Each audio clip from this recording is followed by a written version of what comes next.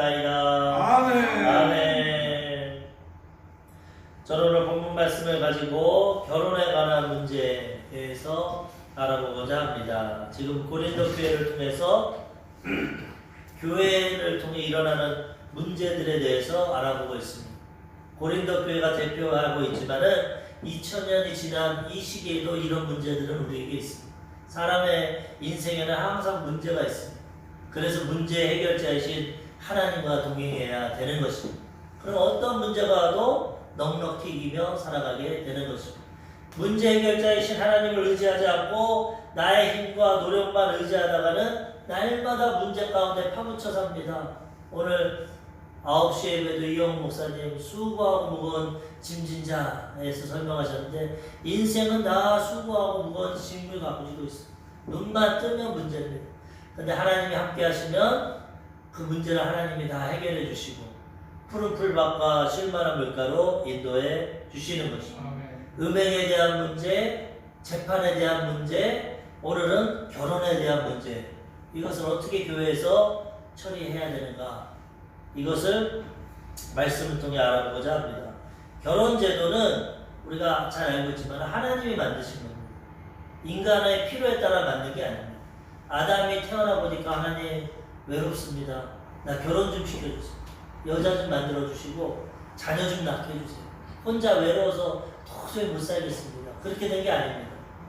아담은 아무것도 몰랐습니다. 왜? 죄도 없고 상함도 없고 해함도 없고 기쁨이 충만한 에덴 동산, 부족함이 없고 하나님 보시기 힘이 좋은 세상이니까 천방지축 아무것도 모르고 너무 기쁘고 감사했어요. 하나님과 대화하는 게 좋고 하나님 베풀어 주신 게 좋고 짐승들 다 하나님 보내주셔서 이름 지어주고 아주 만족했습니다. 그런데 하나님이 보실 때 만족하지 못했어요. 하나님 가만히 보시니까 짐승도 암수가 짝이 있고 다 짝이 있는데 아담만 혼자였어요. 하나님 뭐라고 하십니까? 창세기 2장 18절 여호와 하나님이 이르시되 사람이 혼자 사는 것이 좋지 아니하니 내가 그를 위하여 돕는 배필을 지으리라 하시니라. 하나님은 좋은 분으로 우리에게 좋은 것 주십니다. 좋은 것 주시기 원하시는데 다 주셨는데 보니까 아담이 혼자 있어요. 독처합니다. 좋지가 않습니다. 내가 아담을 위해서 돕는 배필을 지어야겠다. 그래서 하나님이 여자를 만드시고 결혼 제도를 만드시고 가정을 이루어주시고 이 가정은 순수하게 인간의 모양으로 만든 게 아니라 하나님 뜻 가운데 제정된 겁니다. 이 가정을 귀하게 여겨야 됩니다. 창세기 2장 22절에서 23절 여호와 하나님이 아담에게 취하신 그 갈빗대로 여자를 만드시고 그를 아담에게 이끌어 오시니 아담이 이르되 이는 내 뼈 중에 뼈요 살 중에 살이라 이것을 남자에게서 취하였은즉 여자라 부르리라 하니라. 이러므로 남자가 부모를 떠나 그의 아내와 합하여 둘이 한 몸을 이룰지로다. 아멘. 가정이 이렇게 이루어진 겁니다. 하나님 혼자 살지 마라 그러면서 다른 누구로 만든 게 아닙니다. 아담의 갈빗대를 취해서 그 다음 하와를 만들었어요. 아담이 자고 깨서 보니까 아름다운 하와가 옵니다. 아, 내 뼈 중에 뼈이고 내 살 중에 살이다. 그러니까 하나님이 그래 이제 앞으로 너희는 남자가 장성해서 부모를 떠나서 아내와 한 몸을 이루어라. 에베소서에는 한 육체가 된다. 이 비밀이 크도다. 그렇게 부부간의 그 비밀을 말하는데 부부가 하나가 되는 것입니다. 하나님이 가정을 이루어 주셨어. 그렇기 때문에 우리는 이 세상 살아가면서 아름다운 가정을 이루고 가정에서 하나님을 섬기고 하나님이 주신 행복과 사랑과 은혜와 축복을 누리며 살아가야 되는 것입니다. 그런데 이 고린도 교회 당시 2000년 전에 이 고린도 교회의 모습은 가정을 중요시 여기지 않았어요. 얼마나 음란한 도시인지 모릅니다. 이 고린도 교회. 그래가지고 그 당시 사람들이 고린도인이라 하면은 음란한 사람들이다 이렇게 있어요. 우상 숭배가 만연하고 우상 숭배가 음행입니다. 고린도 교회 그 고린도 지역의 큰 이 우상 숭배 신전에는 성창이라고 거룩한 일을 행하는 창기들이 1000명이 넘었죠. 동시에 예배드리는 게 1000명이 동시에 음행을 하는. 하늘과 땅이 만나야 된다. 아이가 아세라를 기쁘게 해야 된다. 그러면서 음행을 하고 얼마나 타락한 도시인지 모릅니다. 그러다 보니까 교회를 다니고 예수 믿었지만 거기에 영향을 받습니다. 우리가 음행에 대해서 5장에서 알아봤지만은 어떤 음행까지 있었습니까? 아버지의 어머니를 같이 음행을 하고 같이 살았던 그만큼 타락한 지역입니다. 그래서 성경 학자들이 볼 때 이 고린도 교회는 두 가지 문제가 있었습니다. 우리가 신앙생활하면서 제일 잘해야 될 게 균형과 조화입니다. 치우치면 하나님은 좌로나 우로나 치우치지 말라. 사람은 치우칩니다. 절제를 못하고. 그렇기 때문에 항상 말씀으로 우리를 돌아보고 좌로나 우로나 치우치지 않으면 하나님이 좋은 길로 인도해 주시는 것입니다. 두 가지 그 당시 문화와 그 당시 전해지는 학문과 이런 것을 통해서 두 가지로 치우칩니다. 하나는 금욕주의입니다. 금욕주의.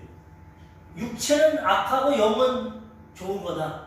그러니까 예수 믿고 구원받아서 영적으로 거듭났지만 육체는 금욕을 해야 된다. 먹지도 말고 금식해야 되고 세상 세속을 떠나서 수도원으로 들어가야 되고 날마다 채찍으로 몸을 때려서 고통을 가해서 회개해야 되고 그 다음 기도 많이 해야 되고 그 다음에 몸을 씻지도 않습니다. 몸을 씻고 몸을 만지다 보면 육체적인 흥분이 있기 때문에 몸을 씻지도 않습니다.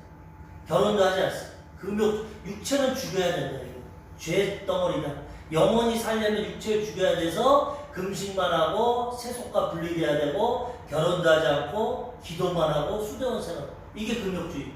하나님 이거 원하지 않습니다.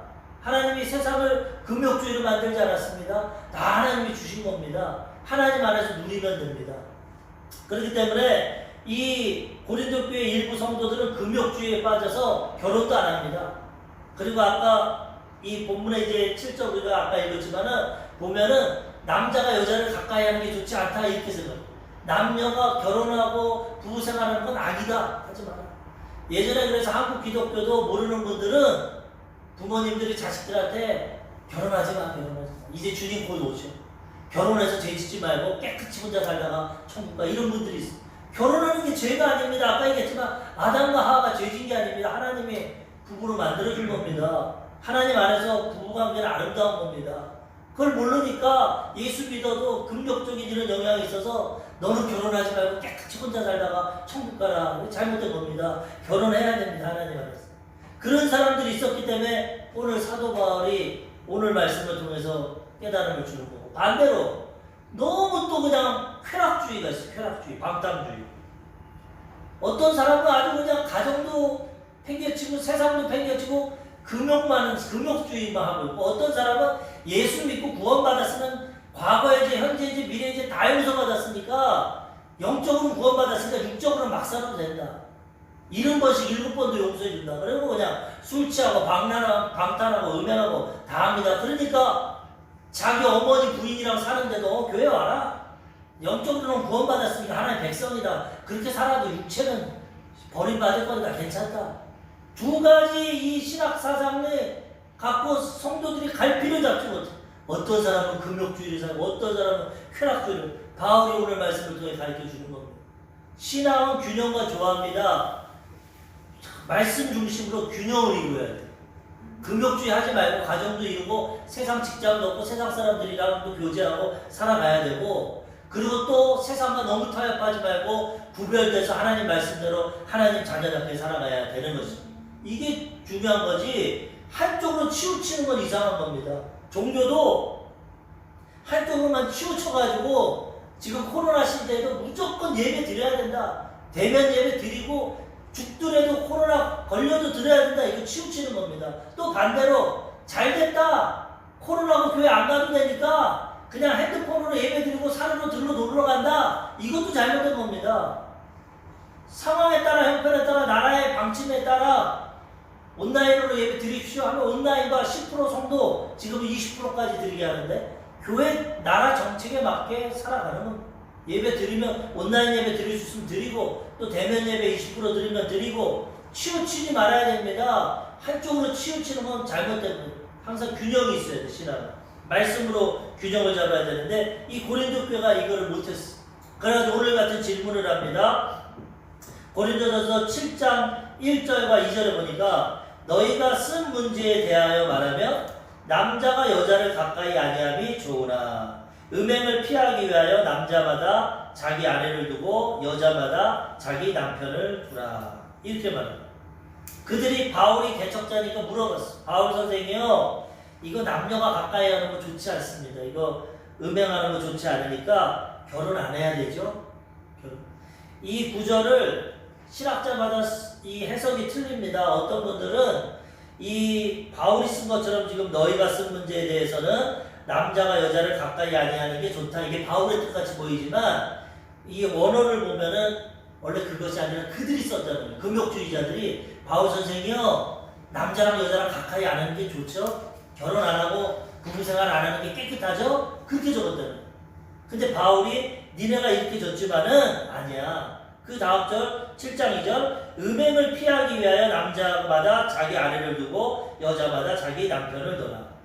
너희 그렇게 한다고 사는 게 좋은 것 같지만 그렇게 되면은 마귀에게 유혹이 되고 음행을 할 수 있어. 그렇기 때문에 하나님이 정하신 제도처럼 음행을 피하고 죄를 피하기 위해서 남자마다 아내를 두고 아내마다 남편을 두고 결혼해. 그렇게 말합니다. 물론 음행 때문에 결혼하는 거 아닙니다. 그리고 물론 이 성적인 관계 때문에만 결혼하는 건 아닙니다. 결혼에는 여러 가지 뜻이 있어. 자녀를 낳는 것도 있고, 부부가 하나 되는 것도 있고, 하나님 경외하는 것도 있고, 서로 돕는 것도 있고, 여러 가지. 음행만 때문에 하지 않지만, 지금 바울이 말하는 건 이 고린도 교회 음행이 너무 많지. 문제가 많고, 그 질문을 하기 때문에, 너희 음행 때문에 하나님이 결혼 제도도 주신 거니까, 결혼을 해라. 그렇게 말하는. 또 한편으로 어떤 신학자들은 바울의 뜻이 이렇다는 거. 바울은 독신자입니다. 원래는 결혼했지만은, 예수 믿고 나오고 예수 만나고 난 다음에 부인이 유대인이니까 돌아서 버렸어. 바울이 완전 미쳐버린 겁니다. 바리새인이고 랍비고, 원래 랍비는 결혼을 해야 됩니다. 사내들이 공예고, 그런 사람이 하루아침에 다메섹에서 예수 만나가지고 복음 전하니까 부인이 돌아서 버렸어. 저거는 이단이다. 잘못됐다. 그래서 바울은 일평생 독신으로 살았어. 결혼도 해보고 혼자도 살아보고. 근데 바울 생각에는 내가 보니까 예수 잘 믿으려면은 부부생활 안 하는 게 좋다. 하나님만 섬겨야지 남편 섬기고 아내 섬기고 자식 돌보면 옳지 않다. 지금 마지막 때인데 바울은 이때가 마지막 때라고 생각해요. 마지막 때니까 남자가 여자 가까이 하지 말고 나처럼 지내라. 그렇게 해석하는 사람. 요 구절에도 두 가지 해석이 있어요. 근데 둘 다 맞습니다. 그러니까 이 말씀을 통해 알아야 될 것은 결혼 안 하는 것도 하나님이 그에게 허락하셨으면 결혼 안 해도 되는 거고, 그건 근데 특별한 사람입니다. 일반적인 사람들은 다 결혼해야 된다. 오늘 말씀을 통해 알 수 있는 것은 첫 번째로 결혼은 해야 된다는 거예요. 결혼. 아까 창세기부터 했지만 하나님의 근본적인 뜻은 가정을 이루는 거예요. 가정 생활을 통해서 하나님을 알게 됩니다. 부부간의 사랑을 통해 하나님의 사랑을 알고, 부모 자식 간의 관계를 통해 하나님의 사랑을 알고. 그래서 가정은 근본적으로 이루어져야 됩니다. 그런데 특별한 사람은 결혼 안 해도 됩니다. 보통 사람들은 다 결혼하지만 특별한 사람들.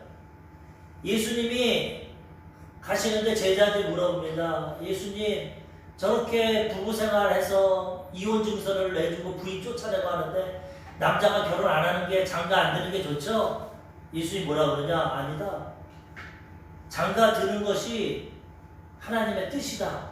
그런데 특별한 사람은 장가 안 들어도 된다. 그러면서 이렇게 말했습니다. 마태복음 19장 12절 어머니의 태로부터 된 고자도 있고 사람이 만든 고자도 있고 천국을 위하여 스스로 된 고자도 있도다. 이 말을 받을 만한 자는 받을지어다. 사도 바울같이 온 천하 만방에 개척하고 선교하고 다니려면 가정생활 못합니다. 사실 부인 데리고 갈 수도 있겠지만 자녀 데리고 갈 수 있지만 걸림돌이 되고 힘듭니다. 그 당시에는 후원해주는 사람도 없고 안정적이지도 않고 본인도 맨날 매맞고 감옥에 갇히고 강도의 위험과 강의 위험과 죽을 고비를 맨날 넘기는데 부인과 자식 데리고 못합니다. 특별하게 하나님께서 바울에게 결혼의 제도는 허락하셨지만 그 다음에는 혼자 복음 전하게 합니다. 그렇기 때문에 하나님이 너는 그냥 나를 위해서 결혼하지 말고 살아라 하는 사람은 그렇게 살아도 됩니다. 예를 들어 테레사 수녀 같은 사람, 그 사람은 사명을 받고 인도의 고아들, 한센병자들 위해 일평생 사는, 그거 아름다운 겁니다. 그런 사람도 있어요. 예수님 뭐라고 했습니까? 받을 만한 자는 받아라. 하나님 예정 가운데 너는 특별히 나만 위해 살아라. 결혼하지 마라. 이런 사람은 하지만 보편적인 사람은 다 결혼해. 하나님 뜻이고 결혼을 통해서 하나님의 뜻이 이루어야 되는 것입니다. 그리고 또 아까 고린도의 교회는 무슨 문제가 있냐면 이 쾌락주의가 있어가지고 이제는 결혼 제도를 싹 피해갑니다. 어떻게 피해가냐? 동거주의로 갑니다. 동거. 결혼하니까 법적으로 매이고 또 이혼 증서 써주고, 야 결혼하지 말고 동거하니까 좋다. 지금도 안 믿는 사람들 그런 말 하는 사람 많습니다. 이거 결혼하면 바람도 못 피우고 보는 여자마다 좋은 여자들이 많은데 한 여자에 매여야 되고 그게 법적으로 묶이고, 야 이거 결혼 안 하고 동거해야겠다. 마음에 맞으면 동거하고 살다가 싫으면 깨끗이 헤어지고. 지금 유럽과 미국이 이런 문화입니다. 동거 문화. 그 나라에서 인정해 줍니다. 유럽에는 동거 많이 하고. 왜? 결혼하니까 또 이혼 소송해야 되고 위자료 줘야 되고, 아유 싫다 싫어. 이제는 지나 살다가 눈 맞으면 마음 맞으면 같이 살고 싫으면 또 헤어지고, 남자고 여자고 자기 직장 생활 있고 생활하니까 막 동거하고 사는 쾌락주의로 그냥 마음에 맞으면 살다가 헤어지고. 이것도 안 되는 겁니다. 결혼해서 가정을 지키고 하나님 뜻 가운데 일부일처제로 부부 안에서 부부관계를 이루고 자녀를 생산하고 자녀를 낳고 이런 가정을 이루며 살아가야 된다는 것입니다. 히브리서 13장 4절, 모든 사람은 결혼을 귀히 여기고 침소를 더럽히지 않게 하라. 음행하는 자들과 간음하는 자들을 하나님이 심판하시니. 이 동거주의자들에게 얘기하는 겁니다. 결혼을 귀히 여기고 침소를 더럽히지 마라. 동거하면서 결혼 안 하면서 음행 막 하고 간음하는 자들을 하나님이 심판한다는 거예요. 가정 안에서 하나님 주신 성적인 기쁨을 누려야 돼요. 그래서 하나님 가정이라는 테두리를 만들어 주셨기 때문에 결혼을 귀히 여기고 침소를 더럽히지 말고 음행하지 말고 간음하지 말아야 돼요. 디모데전서 4장 3절에도 혼인을 금하고 어떤 음식물을 먹지 말라고 할 터이나 음식물은 하나님이 지으신 바니 믿는 자들과 진리를 아는 자들이 감사함으로 받을 것입니다. 금욕주의가 디모데전서 그 교회에도 디모데가 목회하는데 그런 일이 있으니까 바울이 얘기합니다. 혼인을 금하고, 혼인하는 거 그 죄 짓는 거야. 결혼하는 거 남녀가 가까이 하는 거 안 좋은 거야. 혼인하지 마. 금욕주의. 음식도 먹지 마. 어떤 음식물 먹지 마. 금욕주의 그만하는 거야. 음식물 다 하나님이 주셨으니까 감사함으로 먹으면 되고 하나님 안에서 가정을 이루어도 된다는 거죠. 그래서 우리는 믿음 안에서 결혼하고 가정을 이루어야 된다. 하나님 뜻입니다. 근데 특별한 뜻으로 선교사로 부르시든지 또 어떤 특별 사역 주의적으로 부르시든지 이런 분들은 결혼 안 할 수도 있습니다. 독신의 은사라고 합니다. 사도 바울같이. 근데 이런 사람 많지 않습니다. 그렇기 때문에 그렇지 않은 사람들은 다 결혼해서 행복한 가정을 이루어야 됩니다. 옛말에 보면은 세상 사람들이 뭐라고 그러냐면 결혼은 해도 후회하고 안 해도 후회한다.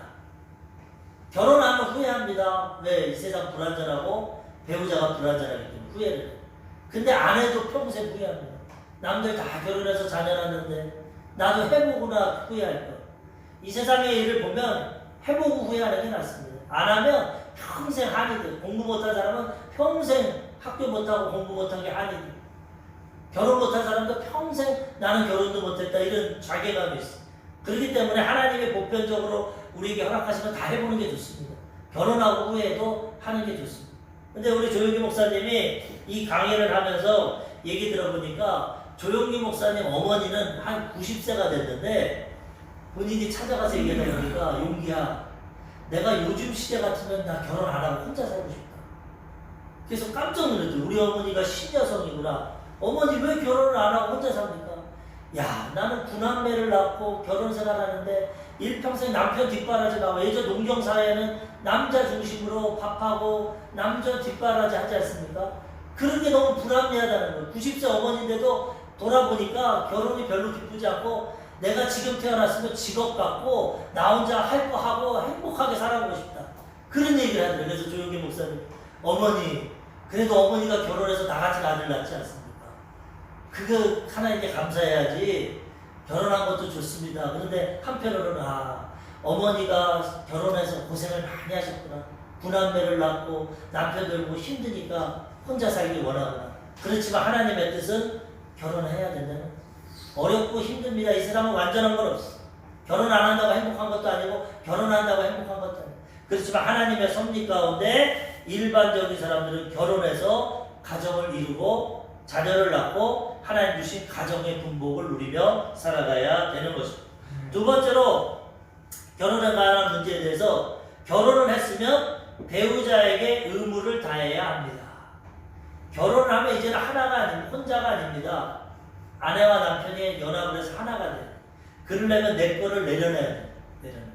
내 주장만 하면 저 사람 도망갑니다. 그리고 저 사람 주장만 따라가면 내가 낙심되고. 그렇기 때문에 부부는 배우자에게 의무를 다해야 됩니다. 하나님 말씀. 그래야 아름다운 가정을 이룹니다. 하나님이 왜 배우자를 줬냐, 남편과 아내를 줬냐, 서로 도우라고 줬습니다. 돕는 배필을 줍니다. 나에게 있는 장점을 가지고 남편을 도와줘야 돼요. 나에게 있는 장점을 가지고 아내를 도와줘요. 부부는 도와서 하나가 합력해서 서로를 이루는 겁니다. 물론 단점도 있습니다. 단점은 서로 보완하고 내려놔야죠. 서로 고치면서. 그래야 이 아름다운 가정을 이루지, 그렇지 않고 내가 하고 싶은 대로 다 한다, 내가 다 옳다 하면 독재가 되고 그 가정은 행복한 가정이 아닙니다. 가정을 이룸으로써 행복이 있지만 그 가정을 이루기 위해서는 의무와 책임이 있습니다. 그래야 가정을. 남편은 열심히 일해서 아담과 하와가 죄졌으니까 어쩔 수 없습니다. 땀을 흘리고 먹고 사는 이 가정을 돌보는 책임을 가져야죠. 경제적으로 열심히 일해요. 아내는 또 직업을 요즘 시대에는 가질 수 있지만 그렇지 않으면 남편을 위해서 가정을 아름답게 이루고 자녀를 낳고 자녀를 양육하고 남편을 도와줘야 되는, 서로의 의무와 책임이 있다는. 그래야 가정이 이루지. 남편이 맨날 아흔한 일 못해, 집에서 텔레비만 보고 잠만 자고, 야 네가 가서 돈 벌어와, 이거 의무를 못하는 거야. 책임을 못.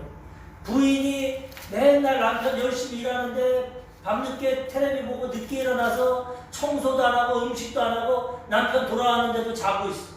밥은 네가 해먹고 빨래 네가 해. 이것도 의무와 책임을. 이거 온전한 가정을 이루지 못해. 자기 주신 이 책임을 가지고 남편은 열심히 가정을 위해서 일해야 되고, 아내도 남편을 도와서 자녀를 낳고 가정을 아름답게 이루어야 돼. 그리고 여기에서는 음행에 대한 거랑 연결되기 때문에 부부 생활도 같이 잘해야 돼요. 남편이 주장하는 것도 아니고 아내가 주장하는 것도 아니라 서로 타협해서 같이 해야 됩니다. 오늘 본문 말씀 고린도전서 7장 3절과 4절에 보니까 남편은 그 아내에 대한 의무를 다하고 아내도 그 남편에게 그렇게 할지라. 아내는 자기 몸을 주장하지 못하고 오직 그 남편이 하며 남편도 그와 같이 자기 몸을 주장하지 못하고 오직 그의 아내가 하나니. 남편도 이제는 결혼하면 예전에 내 몸, 내 마음대로 했지만 이제는 아내의 몸입니다. 반. 하나가 되기 때문에. 그렇기 때문에 내 주장대로 하면 안 돼. 내 몸을. 아내도 마찬가지예요. 내 몸을 내 마음대로. 서로의 필요에 따라 의견을 나누고 화합해서 서로 의무를 다해야 된다.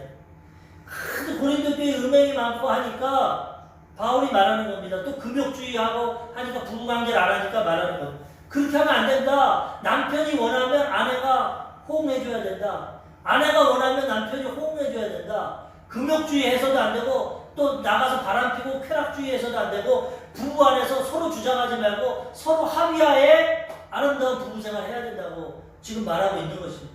결혼을 했는데 아내가 부부생활 싫다고, 아 나 피곤해 싫어, 그래도 안 되는 거고, 남편도 아 나 피곤해 일하고 와서 싫어, 그래도 안 되는 거고, 서로 잘 협의하에, 일방적인 게 아니라 협의하에 아름답게 부부관계를 이루어야 음행의 죄를 짓지 않게 되고 자녀도 낳을 수 있고 가정을 이루게 된다는 것입니다. 그래서 이 육체적인 것뿐만 아니라 부부와 남편과 아내는 서로의 책임을 가지고 의무를 다해야 서로 고맙고 도움이 되고 아름다운 가정을 이루게 되는 것입니다. 치우치게 되면은 가정이 파괴되게 되는 것입니다. 제가 예전 교회에 보니까 한 권사님이 일평생 남편이 결혼을 했는데 밖으로 도는 겁니다.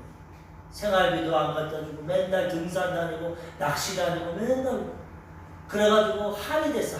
자식은 몇 명 낳았는데 한이 됐어. 저한테도 목사님 우리 남편은 맨날 밖으로 돌아요. 맨날 놀러 다니고 들로 사르고 생활비도 안 주고 자기 고생 많이 해서 애를 키웠어요.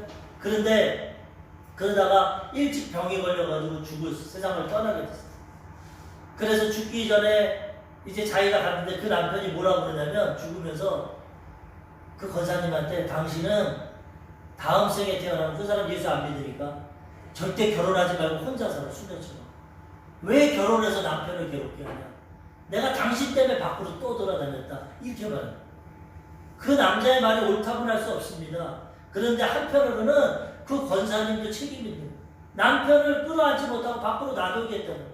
남편이 처음엔 부부관계 유지하려다가 안 받아주니까 그래? 그럼 나 이제 마음대로 내 마음대로 산다. 나가서 오직 하면 한이 됐으면 죽으면서 당신 결혼하지 마. 혼자 살아. 이 권사님도 혼자 그 내용을 모르고 자기가 남편을 받아주는 걸 모르고 희생하고 헌신한 걸 모르고 자기 원하는 대로 했으니 남편이 떠돌아다니니까 자기도 한이 돼서 맨날 우리 남편은 밖으로만 들어. 서로가 짝짝이가 되는 겁니다. 서로 의견을 들어보고 좀 힘들어도 희생을 하고 서로 맞춰주고 화합을 해야 가정이 이루어지게 되는 거예요. 내 멋대로 살려면 왜 결혼합니까? 따로 살아야지. 결혼하고 나서는 내려놔야 됩니다. 그래서 하나가 되어서 의무와 책임을 다해야 아름다운 가정을 이루어야 되는 것입니다. 그리고 바울이 또 얘기하는 것이 그런데 금욕주의도 있고 쾌락주의도 있으니까 그런데 금욕주의 한다고 부부생활 하지 기도만 한다고 부부생활 안 하면 안 된다. 기도생활 할 때는 남편에게 아내에게 양해를 구하고 기도하고 그 다음 다시 부부생활 해라. 그렇게 말합니다. 고린도전서 7장 5절에 보니까 서로 분방하지 말라. 다만 기도할 틈을 얻기 위하여 합의상 얼마 동안은 다 하되 다시 합하라. 이는 너희가 절제 못함을 말미암아 사단이 너희를 시험하지 못하게 하려 함이라. 금욕주의 한다고 기도만 하는 사람 그렇게 하지 마라. 얼마 동안 기도를 위해서는 부인과 아내에게 타협하고 금욕주의 하되 빨리 다시 합해서 같이 살라는 거야. 왜? 사탄이 유혹한다는 거야. 특별히 전번에도 말씀드렸지만 남자들이 강합니다. 성욕이 여자보다. 남자들이 많이 음행하게 된다. 그렇기 때문에 기도하기 위해서 양해를 구하고 합의상 좀 떨어져 있을 수 있지만 그렇지 않을 때는 합해서 가정을 이루고 살아가야 된다는 것입니다. 지혜롭게 해야 됩니다. 지혜롭게 말씀을 통해서 서로 희생하고 헌신해야 됩니다. 아까 찬양한 것처럼 그래야 아름다운 부부관계가 이루어지게 된다는 것입니다. 아름다운 부부관계가 이루어져야 건강한 가정이 이루어지지 이게 치우치거나 잘못되면 이제 바람피게 되고 넘어지고 쓰러지게 됩니다. 그래서 잠언서의 솔로몬도 이렇게 말합니다. 잠언서 5장 15절에서 19절 너는 내 우물에서 물을 마시며 내 샘에서 흐르는 물을 마시라. 어찌하여 내 샘물을 집 밖으로 넘치게 하며 내 도랑물을 거리로 흘러가게 하겠느냐. 그 물이 내게만 있게 하고 타인과 더불어 그것을 나누지 말라. 내 샘으로 복되게 하라. 내가 젊어서 취한 아내를 즐거워하라. 그는 사랑스러운 암사슴 같고 아름다운 암노루 같으니 너는 그의 품을 항상 족하게 여기며 그의 사랑을 항상 연무하라. 가정을 이루어서 아내도 나가지 못하고 다른 사람이 성관계 하지 말고 부인 남편도 하지 말고 젊은 아내를 취해서 아름답게 부부생활 하라는 겁니다. 그래서 자녀도 이루고 그 사랑을 나눠야지 서로 그냥 맞지 않고 서로 이기적으로 남 배려 안 하고 자기 중심대로 하면 남자고 아내고 나가서 깨지게 되는 거죠. 하나님은 서로 주장하지 말고 합의 잘해서 서로 좀 힘들어도 희생해서 아름다운 의무를 다하고 부부 관계를 이루라고 말하는 거죠. 이 부부 생활에 대해서 가장 잘 표현하는 게 에베소서입니다. 에베소서는 교회론인데 교회와 예수님의 관계가 남자와 아내의 관계로 말하고 있어요. 예수님께서 신랑이고 우리는 신부인데 교회를 신부로 하는데 예수님이 교회를 위해서 목숨을 버린 것처럼 사랑해라. 그리고 교회는 그 예수님을 죽기까지 순종해라. 남편도 마찬가지. 남편은 죽기까지 아내를 돌봐라. 사랑해라. 아내는 복종하고 순종해라. 예수님처럼. 교회가 예수님께 순종하는 것처럼. 이게 부부 관계입니다. 그게 하나님의 질서입니다. 아무리 못나고 부족해도 남편을 리더자로 세워주고 순종하고 나아가면 가정이 이루어지고 남편은 뼈 빠지게 죽도록 일하고 노력해서 가정을 돌보고 아내를 사랑해 주는 것이 아름다운 가정입니다. 그래서 가정의 모습은 아내는 남편을 인정해 주고 신뢰하고 순종하고 따라주고 리더잖아. 남편은 아내를 사랑해주고 보살펴주고 이게 가장 아름다운 모습입니다. 에베소서 5장 22절에서 27절 아내들이여 자기 남편에게 복종하기를 주께 하듯 하라. 23절 이는 남편이 아내의 머리됨이 그리스도께서 교회의 머리됨과 같음이니 그가 바로 몸의 구주시니라. 그리스도께서 교회와 그리스도의 관계를 통해서 머리가 되고 죽기까지 사랑하신 것처럼 아내들은 남편을 머리로 생각하고 신뢰하고 순종하라는 겁니다. 그 다음에 이제 남편들은 5장 25절에서 27절 남편들은 아내 사랑하기를 그리스도께서 교회를 사랑하시고 그 교회를 위하여 자신을 주신같이 하라. 이는 곧 물로 씻어 말씀으로 깨끗하게 하사 거룩하게 하시고 자기 앞에 영광스러운 교회로 세우사 티나 주름 잡힌 것이나 이런 것들이 없이 거룩하고 흠이 없게 하려 하십니다. 목숨 바쳐서 교회를 세운 것처럼 목숨 바쳐서 아내를 세우라는 겁니다. 티나 주름 잡힌 것이나 아내가 불편하지 않게 옷도 사주고 먹을 것도 사주고 돈도 아름답게 부인을 사랑해 주라는 겁니다.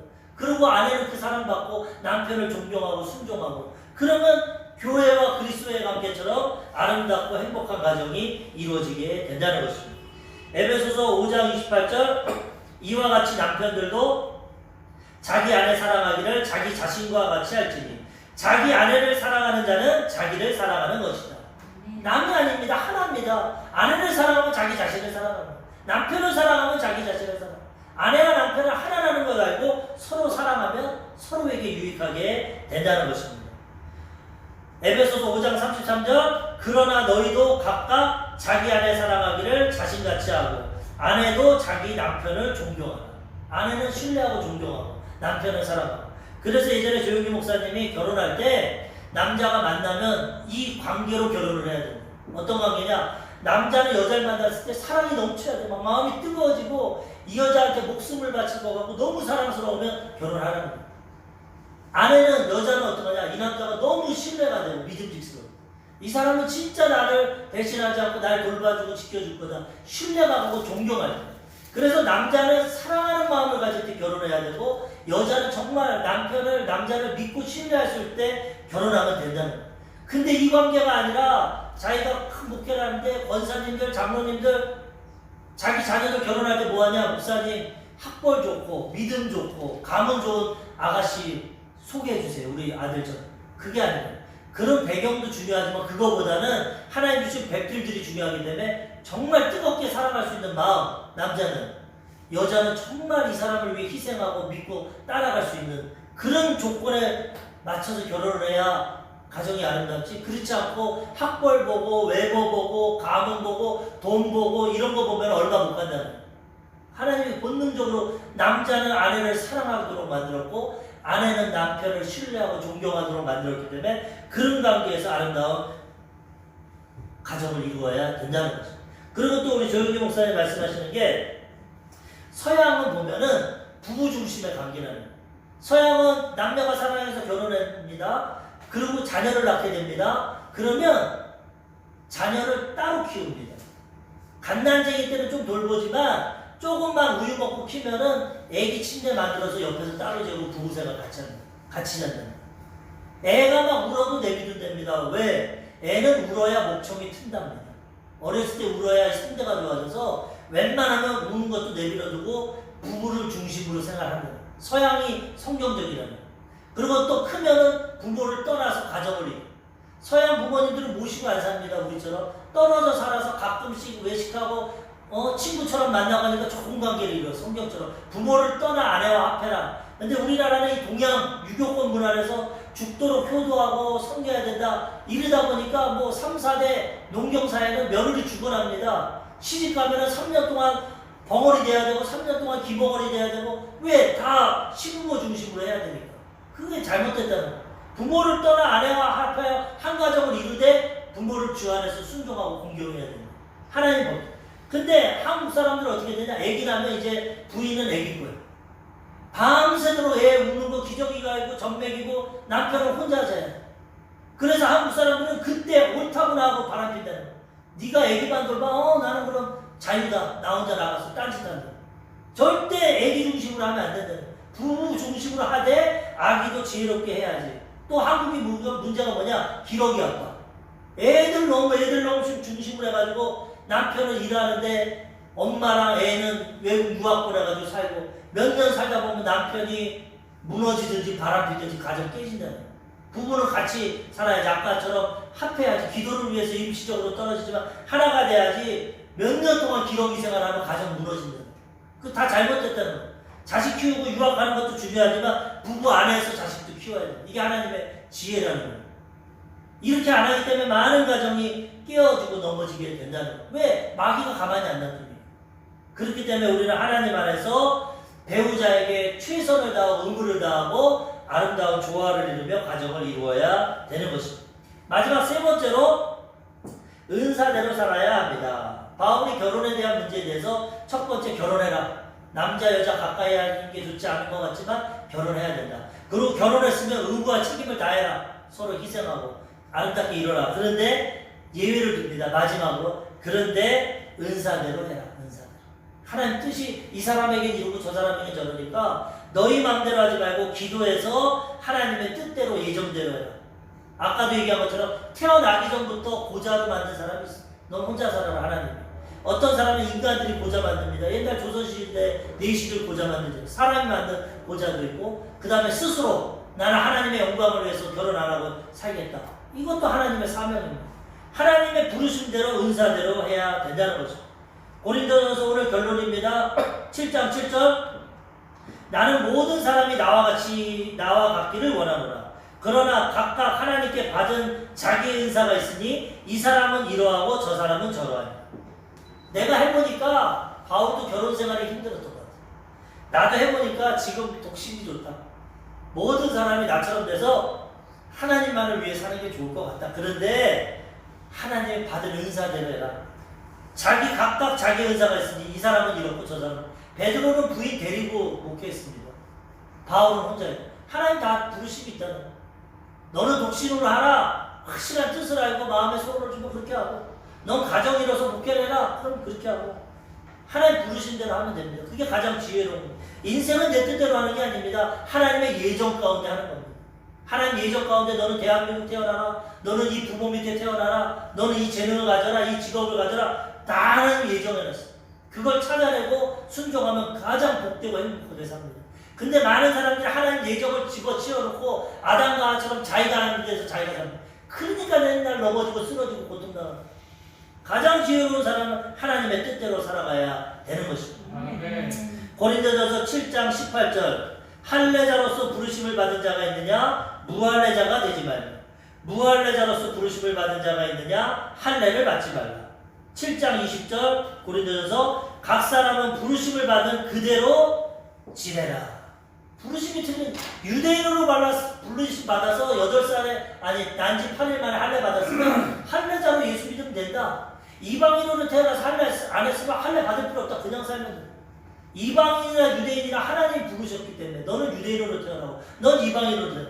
부르신 대로 감사하게 하나님 섬기면 되는 것입니다. 남과 비교하고 남처럼 될 필요 없습니다. 나에게 주신 인생을 살면 되는 것입니다. 부른 은사대로.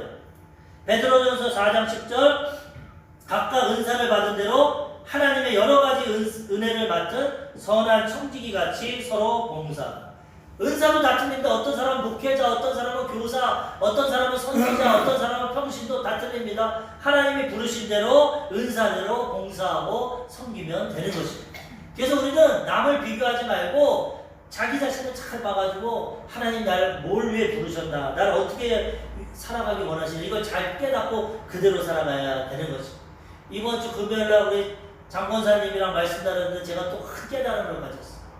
명성교회 김하나 목사님이라고 그 명성교회 김상원 목사님 아들인데 그분이 결혼했는데 자녀를 못 낳았어요. 그래가지고 얼마나 하나님께 회개를 했는지 몰라요. 하나님 왜 남들은 다 결혼해서 자녀 낳는데 나는 목회자 아들이고 나도 목회자인데 왜 자녀를 못 낳습니까? 내가 무슨 죄를 있는지 없는지 회개를 다 했다는 거예요. 몸부림을 치고 부르짖고 기도하고 나도 자녀 주세요. 왜 안 줍니까? 막 그래가지고 자녀를 얻었다는 거예요. 기도하고 간 거죠. 그래서 하나님이 내 기도 들었구나. 그래서 자녀를 얻었는데 지금은 어떤 생각이 드냐? 자녀를 키워보니까 너무나 고생이 되고 힘들고, 야, 그때 없었던 것도 좋은 거구나. 이 자녀 키우고 하는 게 너무 힘들구나. 사람마다 차이는 있겠지만. 저희가 그 얘기를 들으면서 저는 자녀가 없는데, 야, 나도 회개를 해야 되나? 나도 뭔 죄를 졌나? 그런데 보니까 오늘 말씀처럼 하나님이 너 은사대로 살아라. 자녀를 아까 안 낳는 거는 인간이 못합니다. 하나님이 하시는 겁니다. 제가 무슨 큰 죄를 져서 자녀를 못 낳겠습니까? 사실 나보다 죄 많은 사람 많은데 자녀 잘 낳고 살아요. 죄로 대하면 안 됩니다. 어떤 사람은 정죄합니다. 근데 그게 아니에요. 하나님의 은사가 틀린 겁니다. 너는 자녀 없이 목회만 하고 살아라. 너는 자녀 낳고도 목회하고 살아라. 자녀를 낳고 안 낳으면 내가 못합니다. 하나님이 하시는 거예요.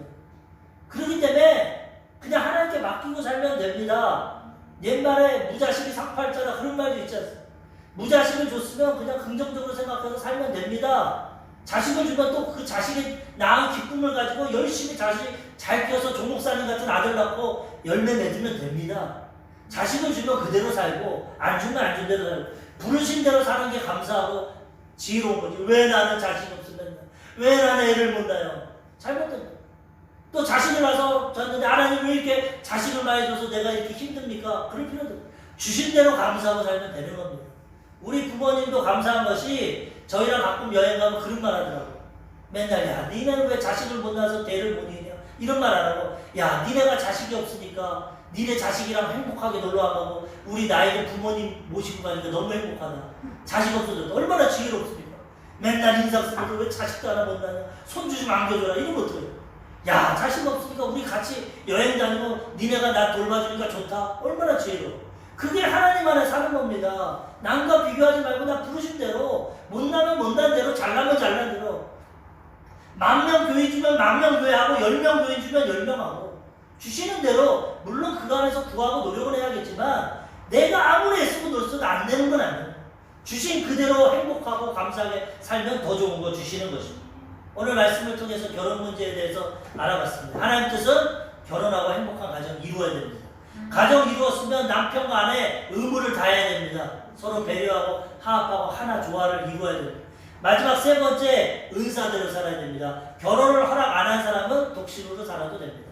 바울처럼 이렇게 우리가 지혜롭게 살아감으로 하나님이 주신 건 만족하고 감사하고 한 번뿐인 인생 행복하고 하나님께 영광 돌리며 살아가는 믿음의 가정들 되시기를 주님의 이름으로 축원합니다. 아멘. 기도하겠습니다. 하나님 아버지